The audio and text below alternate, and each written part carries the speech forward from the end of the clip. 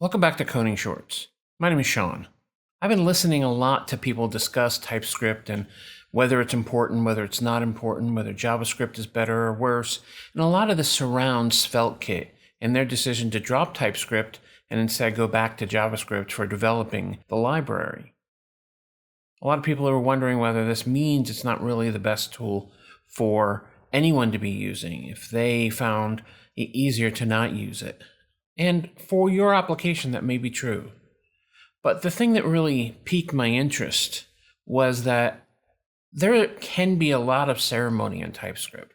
TypeScript, of course, is trying to have compiler time type checking, not confirming types, but type checking during the compilation step to help larger projects. Like that's the elevator pitch for TypeScript. Most of TypeScript looks just like JavaScript, and then you throw some typing information in there. And the requirement to have that typing information can be overwhelming for some. And so I wanted to talk about the way I usually write TypeScript, especially when I'm writing TypeScript for clients. I'm not building frameworks. I'm not building open source projects. I'm building smaller things.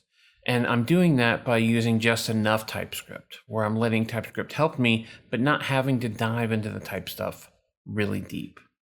Let's see what that looks like.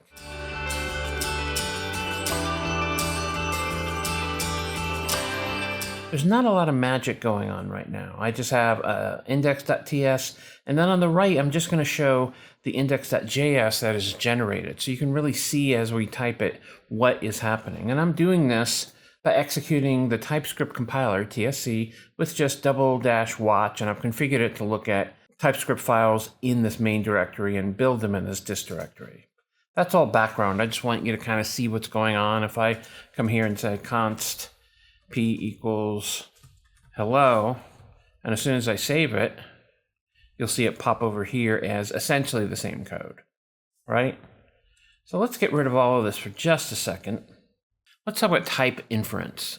The idea here is in TypeScript, you're not always going to need to include type information, that it can be inferred in many cases. If you've used C# or Java or other languages with the var keyword or that includes type inference, you'll be used to this. So if I start with just, let's say, a constant for my name, and I put Sean in there, right? Of course, this is going to compile into exactly the same thing in JavaScript.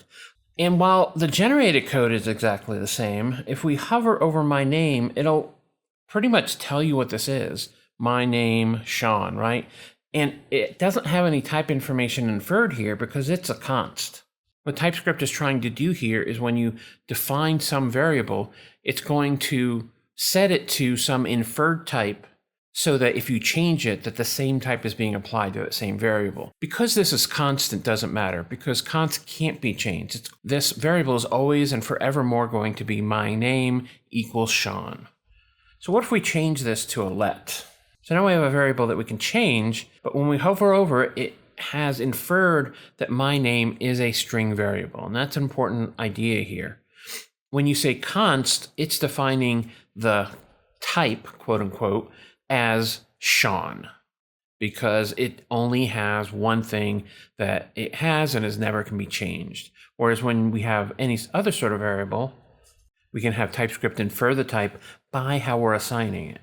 So if I do let age equals, let's lie to you and say 44, and let birthday equal new date. Again, we're not leaking any real information here, but when we look at these, that's a number, that's a date. In many cases, you're not going to need to really specify what the type information is there because it's there. But what if we have something like let last name and we just define it, right? This last name is of type any. So the inference of these types is absolute. They're going to infer a type unless you specify it. And in our case, any means anything can go here, much like under the covers with the way that JavaScript simply works. So if I say last name equals Wildermuth, right, we're going to get the same behavior. This is any, and because it's an any, anything can be put here. Now, in a lot of compiler settings, they have implicit any off, and so you'd actually get a warning here. And in that case, this is what allows us to go ahead and use a type information to make sure that works. So last name equals age obviously is going to fail because last name is not assignable. Number can't be a string. Now, if you've done much JavaScript and this is your first sort of look at TypeScript, you might be like, well, there's this whole system of flowing from type to type that can cause problems. And TypeScript is really meant to do that. Not only will this confirm that you have age, right? Not only will this give you an error, and so it will not compile, but if this were in the JavaScript, this would still work. And that's the thing we're trying to avoid, is having type information that can accidentally allow you to assign variables that aren't of the same type. Now, most people aren't going to do this, but in a lot of cases, this is the case. So let me just comment that out since it's not working. By just creating a function, we can see that the type of it is a function that returns void. Now, that void inference is there because we haven't returned anything. What happens if we say return Sean? What happens here? Then the return value is a string. This gets more confusing because if you say if age is 44, return Seanster, this will be fine, right? Because the show name is still returning a string, but wait, we have this union type instead. So it can infer these union types. This is always going to return either Sean or Seanster. And that's a really important concept to get your head around because we're not saying what this is. Of course, if we come down here and say my name, right? This could be anything here really. Then it's going to change it to a string because it could be this or it could be anything that's assigned to this string. You can always type that return so that you realize that this should be true and false. But in a lot of cases when you're building functions, it's going to infer the thing you want most. You just have to be careful that that is what you want.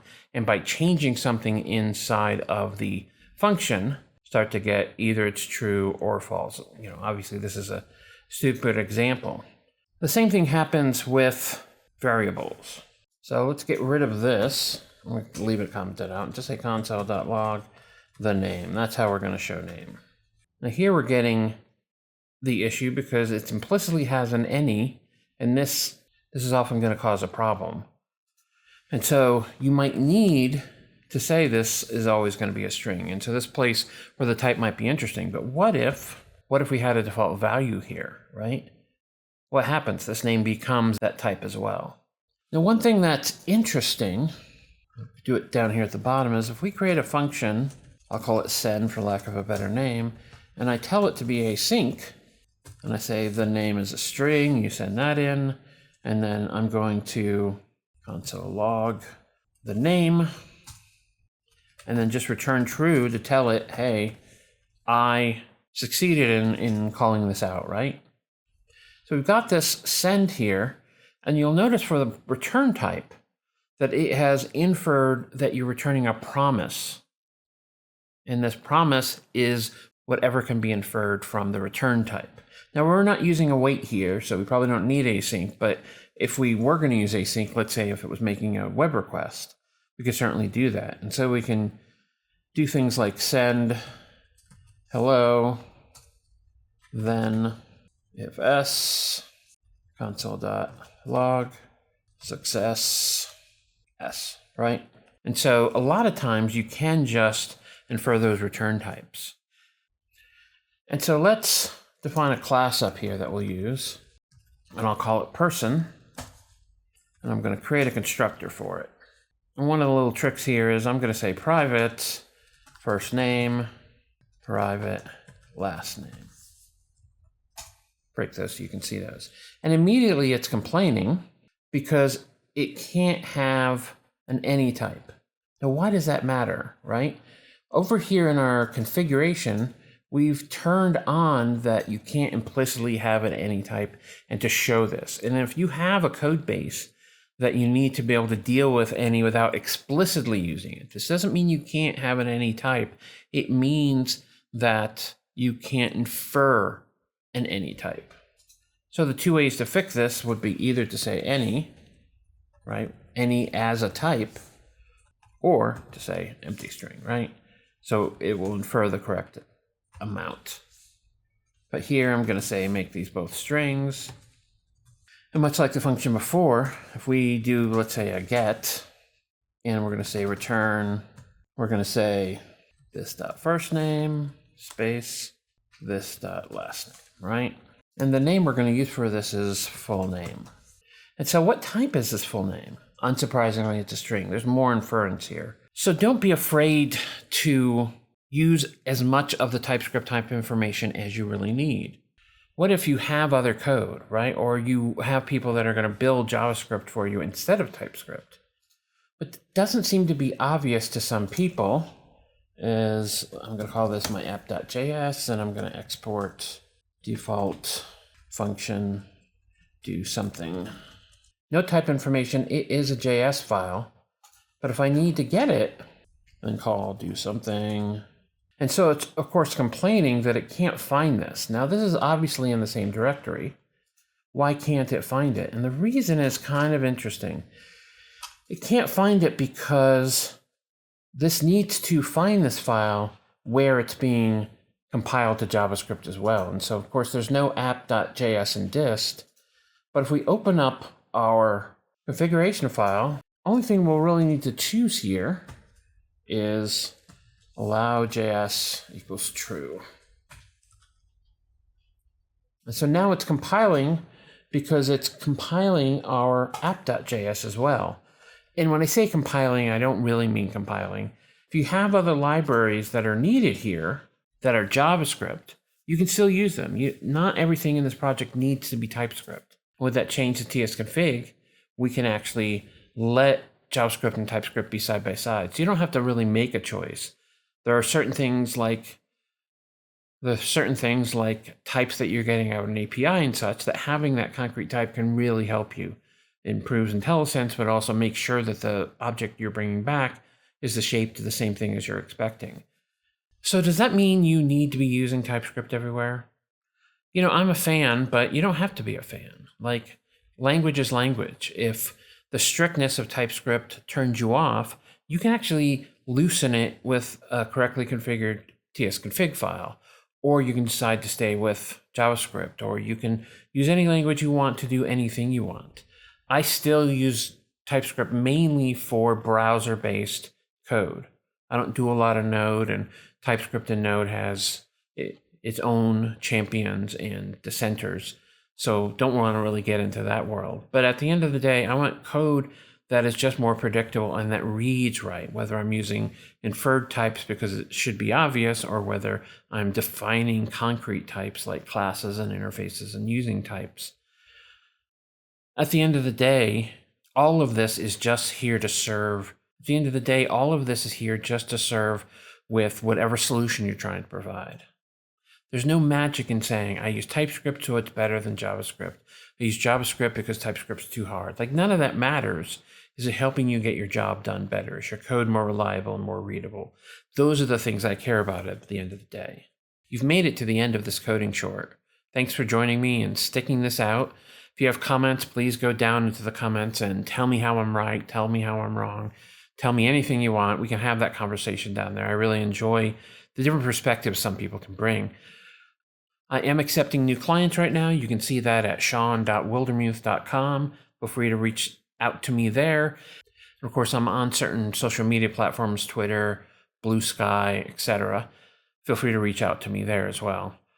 And contractually, I have to tell you to please like and subscribe. I'm trying to find a clever way of saying it or hinting at it. We're reaching almost 10,000 people that have subscribed so far. That's really awesome. I'd love to reach that before the end of the year.